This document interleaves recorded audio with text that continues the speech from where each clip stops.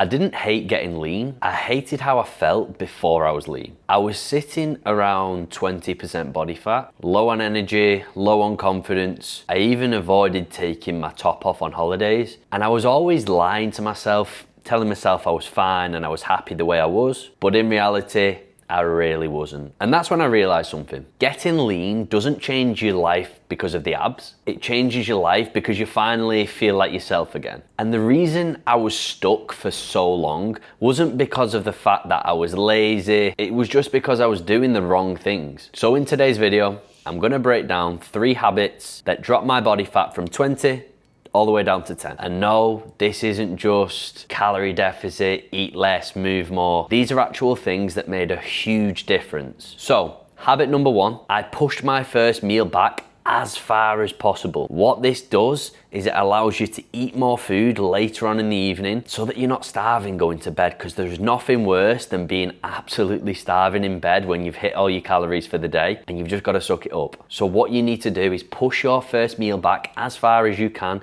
have as many black coffees as possible to suppress your appetite. And what this will do, it will help you stick to your calorie target for the day and make it a much easier process. So instead of battling the hunger all day, I was basically managing it. And this made a huge difference with staying consistent. Habit number 2, this is something so simple, but it adds up massively. After each meal, I would go on a quick 5, 10, maybe 15-minute walk, and the benefits go way beyond just burning more calories. It helps with digestion, helps regulate blood sugars, and actually I found it reduces that sluggish feeling. You know when you eat like a big carb dense meal and you feel a little bit tired, a little bit sluggish? Going for a few steps to help the digestion actually makes you feel good while you're digesting your food. And on top of that, it helps you hit your daily step target even better, so that you're not trying to cram 10,000 steps at the end of your day because you've not had time to get all your steps in. Quick 10-minute walk after each meal will do a world of difference, I'm telling you. Now, habit number 3, I positioned my macros correctly. A lot of you lot are just focusing on protein and hitting your calories, right? But how you actually set your food up throughout the day actually has a huge impact. On training days, I would have higher carb intake, and the majority of them carbs were placed around my training window, pre and post gym, to fuel performance and help recovery. So even in the deficit, I was still training hard, still training to failure, and my strength remained the same throughout this whole cut. Then,